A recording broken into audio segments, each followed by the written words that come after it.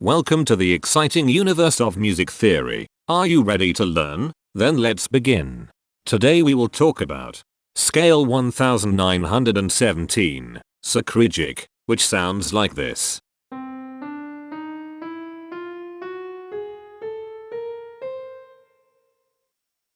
This scale has 9 tones, which means it is called an enneatonic scale. This is a bracelet notation diagram of scale 1917. The shaded circles represent tones that appear in the scale, and they are read clockwise, starting at the top.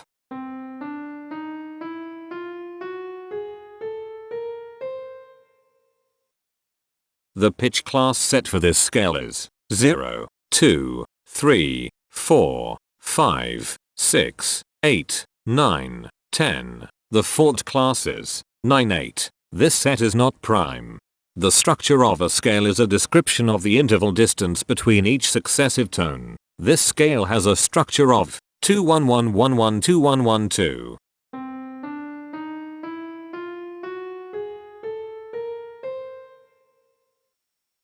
The binary representation of this scale is determined by mapping tones of the scale to binary digits.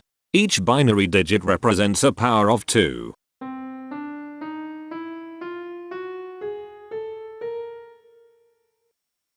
To get the scale number, we add the powers of 2 together. The powers of 2 that are present in the scale, all added together, equals 1917. That is why the scale number, in decimal, is 1917. The scale number not only enumerates the scale with a unique index, but it also literally describes the tonal content of the scale. Represented as a binary number in base 2, the scale number is 01101111101. Here are the common triads present in this scale. The diagram in the center is a graph of parsimonious voice leading between triads. There are 4 major triads.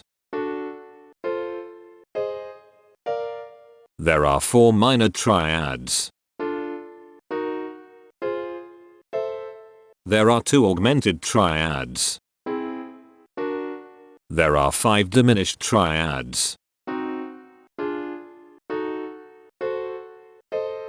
Here is a Hamiltonian path of parsimonious voice leading that uses all the triads.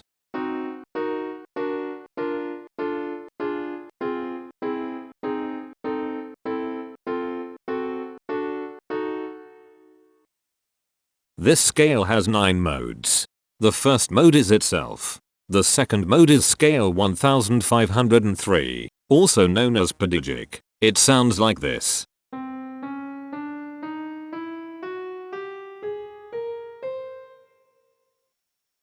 The third mode is scale 2799, also known as epilegic. It sounds like this.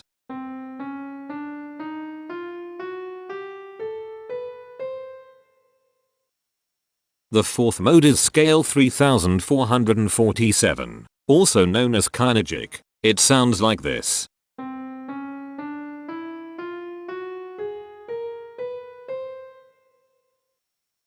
The fifth mode is scale 3771, also known as staphygic. It sounds like this.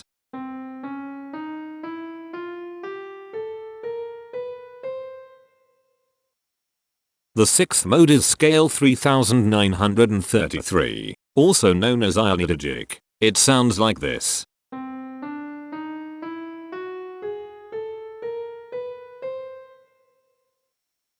The seventh mode is scale 2007, also known as stygic. It sounds like this.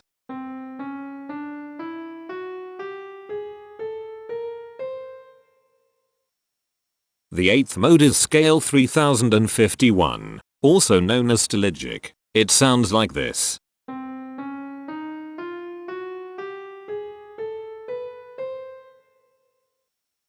The ninth and last mode is scale 3573, also known as captagic. It sounds like this.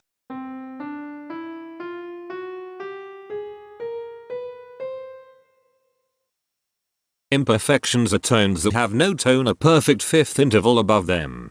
This scale has 3 imperfections. They are at positions here, here, and here. Hemitones are instances where two tones in the scale are a semitone apart. This scale has 6 hemitones. They are at positions here, here, here, here, here, and here. Cohemitones are instances where two hemitones are beside each other. This scale has 4 cohemitones. They are at positions here, here, here, and here. The distribution spectra describes the size of each of the scale steps, which in turn describes how evenly spaced the tones are.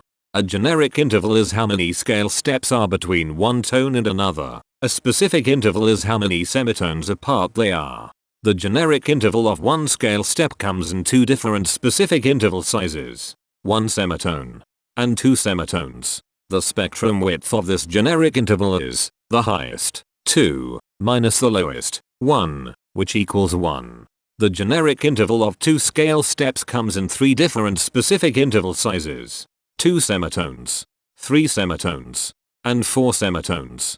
The spectrum width of this generic interval is 2. The generic interval of 3 scale steps comes in 3 different specific interval sizes, 3 semitones, 4 semitones, and 5 semitones. The spectrum width of this generic interval is 2. The generic interval of 4 scale steps comes in 3 different specific interval sizes, 4 semitones, 5 semitones, and 6 semitones. The spectrum width of this generic interval is 2. The generic interval of 5 scale steps comes in 3 different specific interval sizes, 6 semitones, 7 semitones, and 8 semitones. The spectrum width of this generic interval is 2. The generic interval of 6 scale steps comes in 3 different specific interval sizes, 7 semitones, 8 semitones, and 9 semitones. The spectrum width of this generic interval is 2. The generic interval of 7 scale steps comes in 3 different specific interval sizes, 8 semitones, 9 semitones, and 10 semitones. The spectrum width of this generic interval is 2. And finally, the generic interval of 8 scale steps comes in 2 different specific interval sizes, 10 semitones, and 11 semitones. The spectrum width of this generic interval is 1. The spectrum variation is the sum of all the widths, divided by the number of tones. The spectrum variation of this scale is 1.556. Since the variation is greater than 0, this indicates that the scale is not perfectly even. The highest spectrum width is 2. Since this is greater than 1, we know that this scale is not maximally even. If every spectrum has exactly 2 specific intervals, we call that the Myhill property. This scale does not have the Myhill property. Since the generic interval ranges overlap, this scale is an improper scale. The interval vector of a scale is a description of what intervals exist between its tones. There are 6 intervals with the size of 1 semitone. They are here, here, here, here, here, and here. There are 7 intervals with the size of 2 semitones. They are here, here, here, here, here, here, and here. There are 6 intervals with the size of 3 semitones. They are here, here, here, here, here, and here. There are 7 intervals with the size of 4 semitones. They are here, here, here, here, here, here, and here. There are 6 intervals with the size of 5 semitones.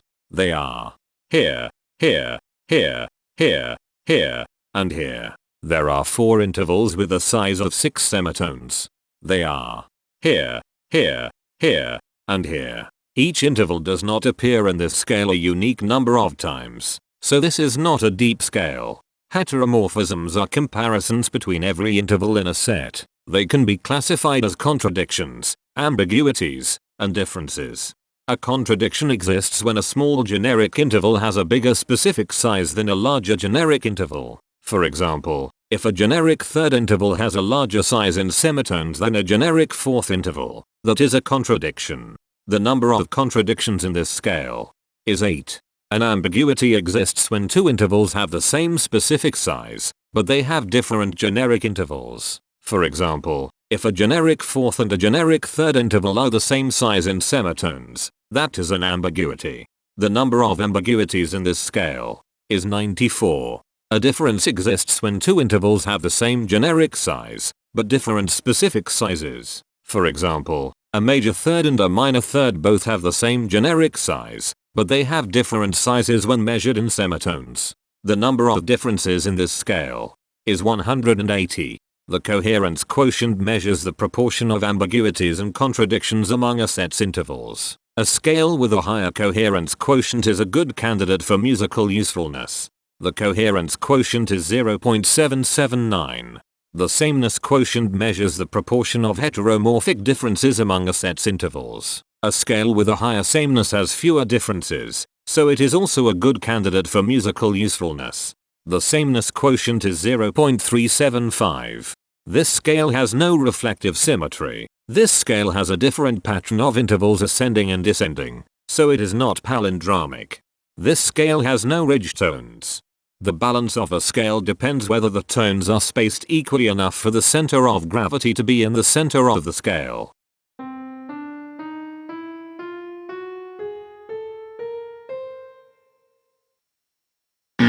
This scale is not balanced. The inverse of a scale is a mirror image. It is what you get when the sequence of intervals is reversed. The inverse of this scale is scale 2013, also known as Sacrygic. This scale is chiral. It cannot transform into its inverse by rotational transformation.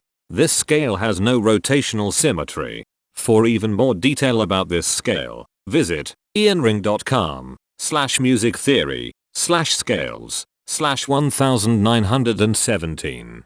If you found this video informative, please consider supporting this channel by becoming a patron. Of course, not everyone has the means to support a project like this one financially, and that's okay. But if you are able to spare just $1 a month, your help is deeply appreciated. It will not only allow others to continue enjoying this series for free, but will also go toward improving the quality and quantity of music theory resources we can provide. Go to patreon.com/musictheory and join others like yourselves who totally geek out on all this nerdy stuff. Thank you to these Patreon patrons.